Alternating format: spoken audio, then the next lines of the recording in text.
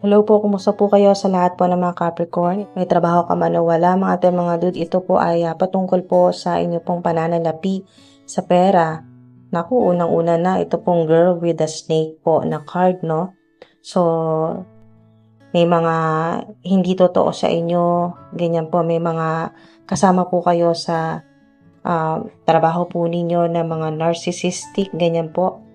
At napakaganda ng healing heart na sign po ito na magiging maayos din, no? Magiging magaan din ang pakiramdam mo at isa pang napakagandang mensahe mula sa Infinite Source na kayo po ay makakaranas ng paradise, ganyan po, no? Yung dito po ay makakaranas kayo sa physical realm, dito po sa 3D Earth ng heaven, ganyan po. Masaya, magaan ang inyo pong magaan ang pamumuhay. Wow! Eto po, no, lumabas na ang abundance card na 10 of Cups. Yan po ay napakagandang confirmation, sign, o ito po ay pangako sa inyo ng Infinite Source na magiging maayos din ang lahat, magkakaroon ng healing, saya, no, joyful energy, at magkakaroon ng fulfillment, no, lalo na emotional fulfillment, lalo na po sa mga nagkaroon ng anxiety, yan po, o depression, stress. So meron pong magandang partnership, no, sa lovers, kung ito po ay sa money, sa tungkol po sa pera, o negosyo, creative projects po ninyo, online platforms, yan po. Tama-tama din na meron po ditong full, no, yan po ay magsisimula ng panibago, no, mga dude sa ilan. Maaring bagong trabaho po ito, bagong posisyon, offer po sa inyo, or kayo po ay magiging mentor na ngayon, o leader, ganyan po, or team leader. Yung napakaganda ng mga mensahe po sa inyo, no? Kahit na may mga narcissist sa paligid po ninyo, or mga evil-minded people, mga envious energy, no? Mga naiinggit po sa inyo, galit po sa inyo. Sa madaling salita ay may mga traidor, taksil, ganyan po, no? Gossipers, mga talagang mga enemies, mga haters po ninyo, no? Dito po sa 10, no? 10 of Cups ay energetically ay talagang magiging mas maayos, lalo na kung tungkol to sa inyo pong pamilya, no? Sa pera. So, basta lagi kang maging positibo, remain positive, lalo na sa ilan na kayo po ay may family business, ganyan po. May connection po sa 10th house, house of popularity, no? Lalo na po sa mga nasa public eye, may public image, ganyan po. Wow, napakaganda po nito, no?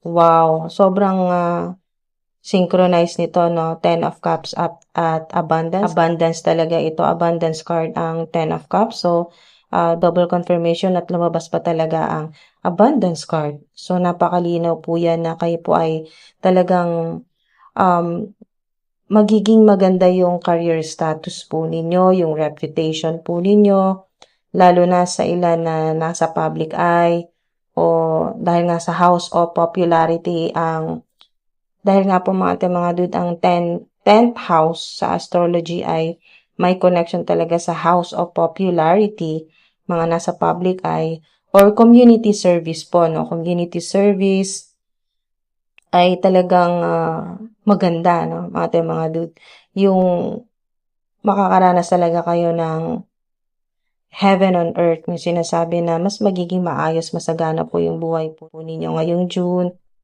Wow, God is your source. So, yan po, huwag niyong kakalimutan na kay God lang talaga. Sa Kanya lahat manggagaling. Siya talaga ang magsusupply niyan kung ano yung mga kailangan po ninyo dito sa 3D Earth, dito po sa physical realm.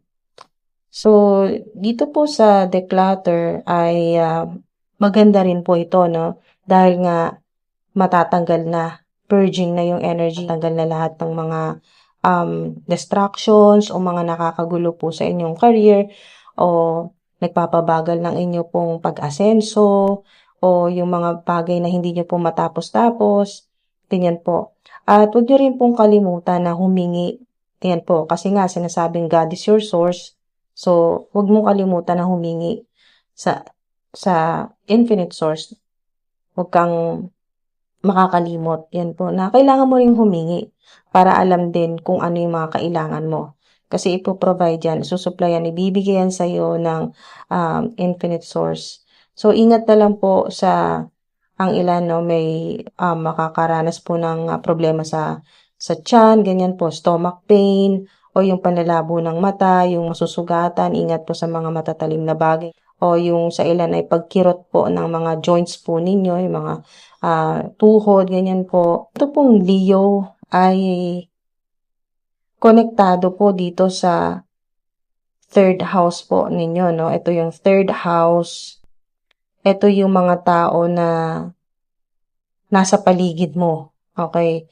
At may connection sa Leo kasi ang Leo sign ay ito naman po yung inyo pong tiwala sa sarili, no? Yung self-confidence po ninyo. Dito po sa third house, sinasabi rin ng connection nito sa third house chakra, solar plexus chakra po ninyo, yung personal power na konektado po sa Leo, na tinutukoy po dito yung confidence po ninyo, mas tataas. At sa third house naman po ay yung inyo pong connection sa pamilya, yan po. Or sa mga taong nasa paligid po ninyo, lalo na po napaka-specific ng inyo pong mga kapatid, yan po, sa may mga kapatid or mga pinsan, yan po. So, kung third house, sinasabi dito ay ang inyo pong maaring interest or yung pong kagustuhan na makapag travel naman po kayo, no? Short distance travel naman po ito. Yung hindi sobrang layo, no? Hindi siya overseas. Dito lang po, no? Maaring sa ibang city, ganyan po. Or malapit lang po sa inyo, no? Malapit sa trabaho, malapit sa bahay. So, short distance travel. Yung connection po ninyo sa ibang mga tao na nasa paligid po ninyo, napaka-importante po niyan, makakatulong po sa inyo pong career advancement, no? Yung connection naman po sa North Node po ninyo, sa inyo pong 10th house na nabanggit kanina, ay yung magandang balanse naman ngayon ng spiritual at ng physical po ninyo na mga kung ano po yung inyo pong mga na-experience po, no, nararanasan. At ang maganda dito ay ma-release na rin po yung mga past karma po ninyo, no, mga traumatic experiences.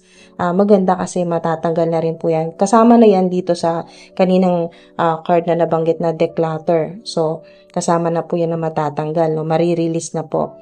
Karmic debts, yan po, mula pa po sa mga ancestors po ninyo, mga utang, pwedeng literal na utang na pera, bahay, o mga, yun nga po, yung material possessions. So, ang maganda dito ay magkakaroon ng balanse, no, na yung spiritual po ninyo at physical po na experiences. Kasama na rin po yung inyo pong career, no? Personal at yung inyo pong work o trabaho, career, ganyan po. Pero sa ilan naman po ay maaring magkaroon ng conflicts, no? Kung hindi balanse, mahirapan pong ilan, yung energy kung hindi po balanse, yung inyo pong spiritual at physical experiences o yung nararanasan po ninyo sa kasalukuyan o yung inyo pong energy, hindi po balanse yung inyo pong personal po na buhay at ang inyo pong trabaho. Kung hindi nyo po yan mabalanse, ay maaaring magkaroon sa ilan ng conflicts. Yan po yung personal po ninyo na buhay at yung public career po ninyo, lalo na sa mga nasa public eye o may social media, may online platforms, ganyan po. Pero wag po kayo mag-alala kasi nga mas lamang po dito yung energy ng abundance, ng 10 of Cups na yan po ay wish fulfillment, prosperity din po yan at healing at paradise, no?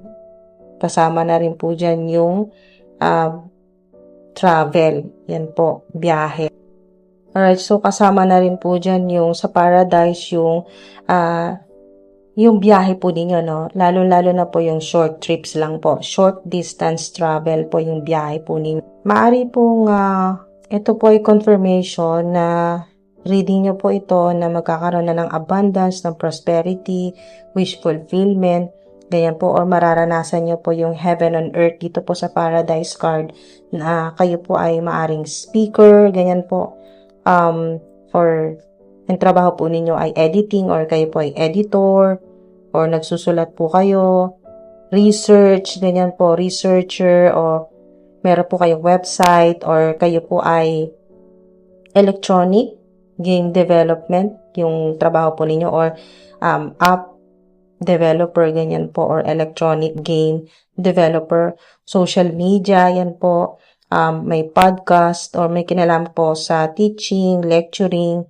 public speaking, or madalas nyo pong makita ito pong mga numbers na to, no? Mga paulit-ulit po na mga numero na 10, 10, 1, 1, 11, 11, 4, 4, 4, 3, 3, 3. Yan po. Ingat po. Maraming salamat po mga ating mga dude.